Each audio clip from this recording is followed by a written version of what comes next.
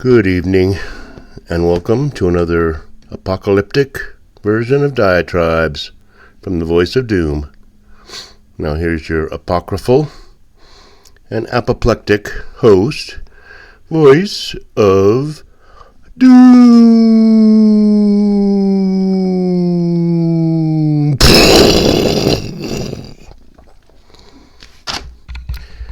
Alright, I'm back. I figured I'd do another diatribe since it's my day off and I wasted the whole day sleeping, which is my want sometimes. Plan as I might to get something done, I end up watching YouTube and falling asleep. Alright, so one thing that bugs me about my diatribes is that I make a pretty good diatribe, and then I realize that I start to make a point, and since it's a free form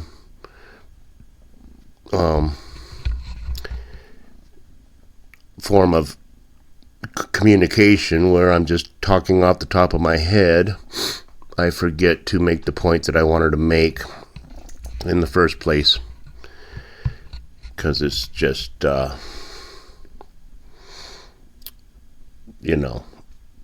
ad-libbing. But on my last diatribe, I talked about the Iraq War and how it was done on a false pretense of weapons of mass destruction and all that crap. And I wanted to compare it to today, where Orangey said, and I've already talked about this, but he said there was an imminent threat, which there always is anyway. But he said there was, intelligence that said that there would be attacks by Iran on our facilities here and there in the Middle East, and he wanted to circumvent that. Now, we all knew he was going to attack Iran, and that these negotiations were just a way to stall until he got all his ducks in a row so that they could blow the hell out of the country. But he said there was an imminent threat, and now people are saying, well, what was the imminent threat? How do you know? You're lying. You're just making that up.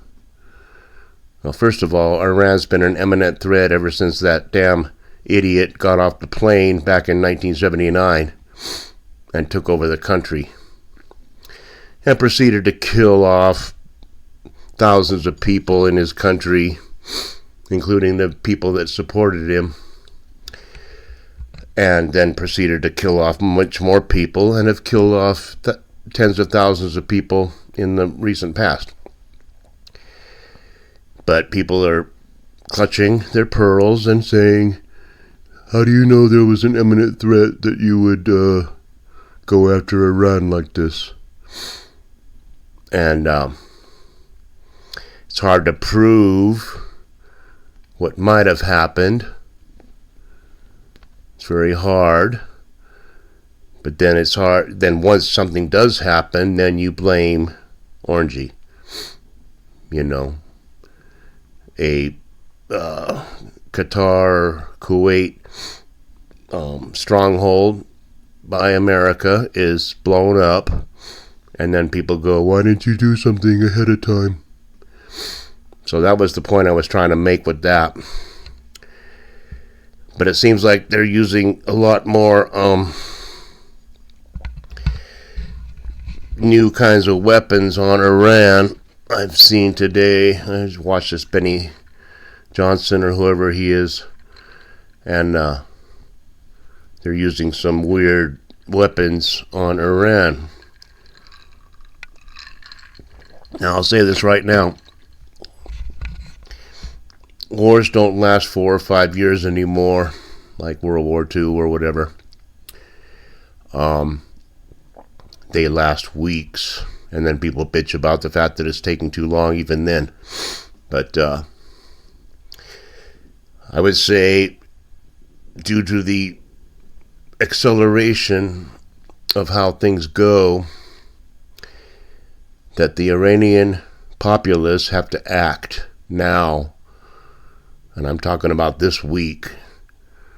They have to rise up just like they did in Romania and just like they did in other countries where just the pure number of people changed the trajectory, because they have to act now and either get this Reza Pahlavi Jr. in office and this whole thing will settle down, or it'll just keep going like it's going. And we just can't have an Islamic republic in Iran anymore, and that's just not going to happen. And I endorse getting rid of that, because I am old enough to know that this Islamic revolution was bad from the start. Khomeini got in office. Within a few weeks, they took over the American embassy. Whether they were spying or not, I don't know.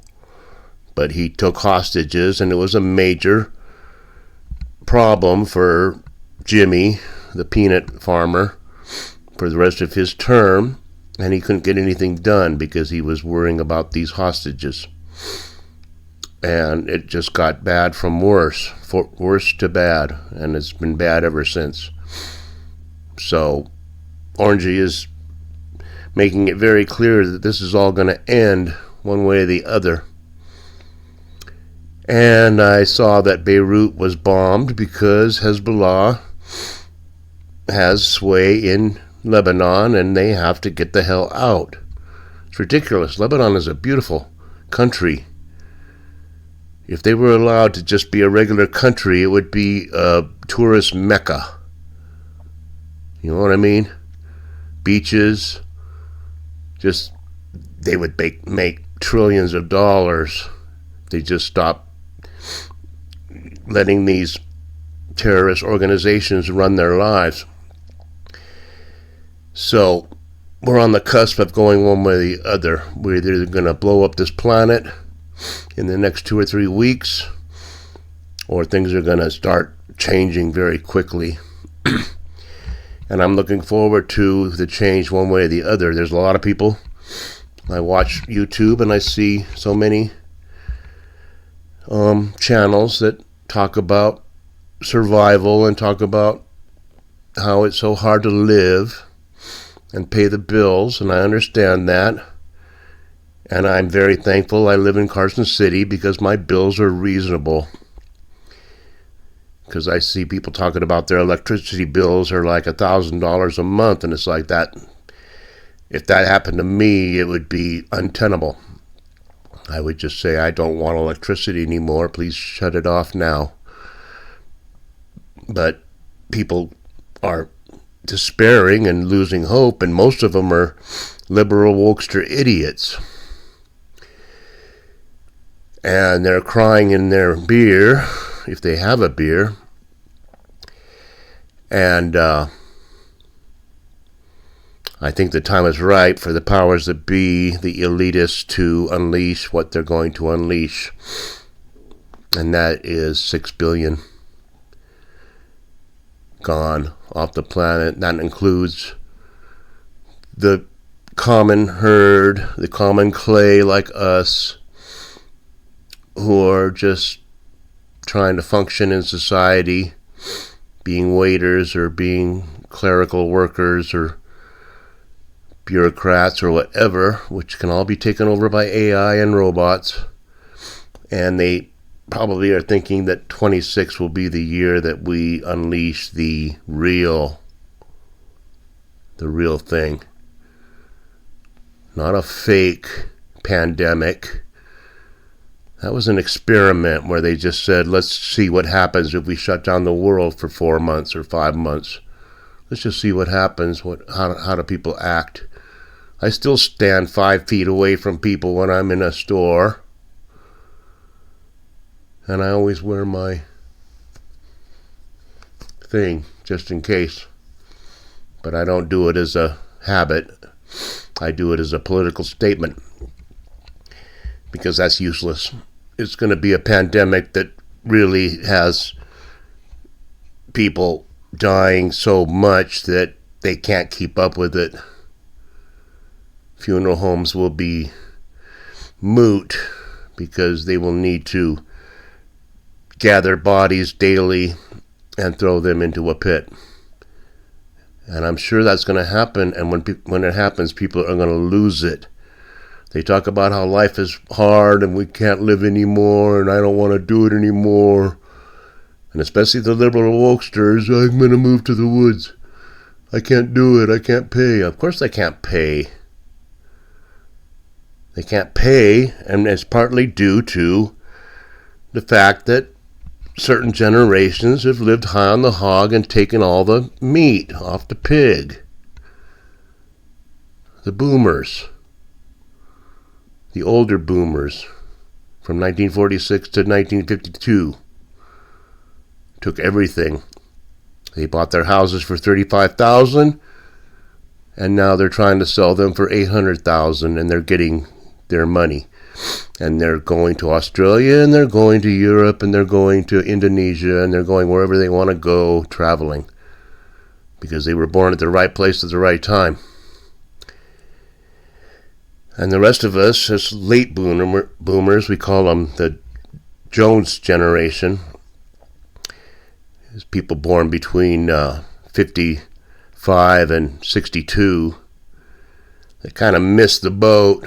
We could have been on it. But in the 70s, the economy wasn't that good. And so we thought that things were hard. Inflation was around. OPEC, the embargo. Gas was high. And so maybe we didn't do what we should have done, is buy real estate and invest in the Dow Jones, because we'd be rich right now. We'd be traveling too. And some are. But yeah, I'm telling you right now that I think they're going to unleash the apocalypse on humankind, because there's just too damn many people. And I don't think we're going to see a very good ending to 2026. But that's just part of the plan. But I will say that I hope that the war ends soon, because I don't like to see collateral damage. I don't like to see people dying all over the place. And I hope that Iran becomes a free, democratic country. And by the way, I've been doing a little checking out on just the history of Iran. They never were a Muslim country. Never. That was foisted on them by the mullahs and by the college students who were in the street saying death to the Shah and death to America and death to Carter and death to Israel. Those damn stupid-ass college students that are now in their 80s and wondering why they're getting bombed were the ones that brought this all on this planet. So I don't care about their karmic retribution. I don't have any mercy for them. I have mercy for their grandkids who are now on the street getting gunned down because they want a better country. So things are going to change, and I mean they're going to change fast. By the end of March, getting into April, man, we're going to have a pandemic, I'm telling you right now. And things will probably get better in the Middle East. And there will be equilibrium as America goes down into the abyss. Those third world hellhole countries will rise up. And that's just scientific fact. If you put a drop or two of blue dye into a big gallon of water, eventually the whole gallon will be light blue.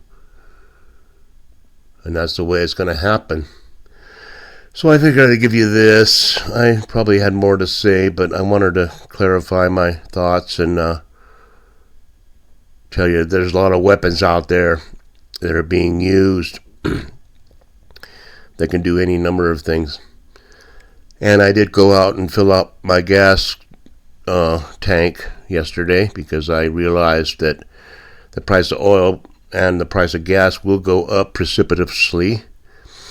And even though a full tank doesn't get me more than a week or two's worth of driving, at least I kind of bought on the low end. And I'm seeing contrails all over the place. I guess it's springtime, and I don't know what they're doing, but it weirds out things. I see the cloud formations are weird, and they're colored weird, and I don't know what that's all about, but we'll see. One day those contrails will have arsenic in them, and we'll all be killed. But that's to be discussed later. So I'll leave it there. Just wanted to get a few thoughts in when I have the time. And enjoy what's left of your future. Thanks. Bye.